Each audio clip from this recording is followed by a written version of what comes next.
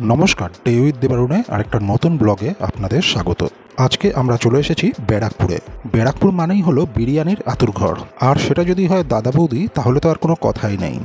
দুপুর হতে না হতেই লাইন দিয়ে বিরিয়ানির হাঁড়ি, আর বাইরে কাস্টমারদের লাইন। তা দেখে বোঝাই যায় মানুষের কতটা আগ্রহ দাদা বৌদিকে ঘিরে।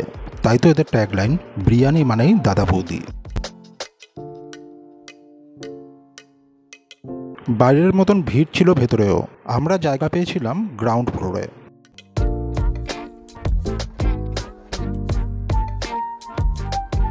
মেনু কার্ডে চোখ বোলানোর পর আমরা এবারে আমাদের অর্ডারটা দিয়ে দিলাম। স্টার্টারে ফিশ ফ্রাই দিয়ে শুরু হয়েছিল। সাইজের দিক থেকে আগের তুলনায় একটু ছোট মনে হলো, টেস্টের দিক থেকে ছিল বেস্ট। মেন কোর্সের চিলি ফিশ আর ভেজ ফ্রাইড রাইস ছিল শাশুড়ি মায়ের পছন্দের। আর আমরা নিয়েছিলাম স্পেশাল মটন বিরিয়ানি, কলাপাতার উপরে সুন্দর করে সার্ভ করা, যাতে ছিল এরকম দুটো বড় সাইজের আলু আর 200 গ্রামের উপরে সাইজের এরকম দুটো মটনের পিস। বিরিয়ানিটা ছিল বেশ গরম, রাইসগুলো ছিল বেশ জুসি আর দেশি ঘিয়ের একটা সুন্দর গন্ধ।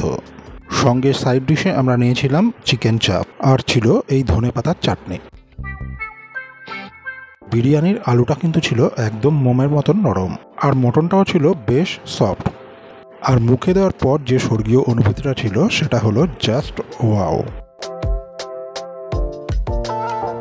এখানের এক প্লেট চিকেন চাপে এরকম সাইজের দুটো লেগ পিস থাকে। যদিও এখানের বিরিয়ানি এমনিই সেরা, তবুও সাইড ডিশ হিসাবে চিকেন চাপটা কিন্তু টেস্টটা আরও বাড়িয়ে দিয়েছিল। আর অন্যদিকে চিলি ফিশ আর ফ্রাইড রাইসের টেস্টটাও কিন্তু ছিল বেশ ভালো।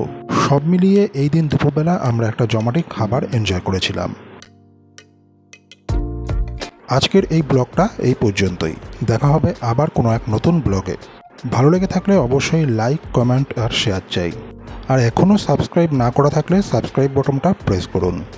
ভালো থাকবেন, সুস্থ থাকবেন।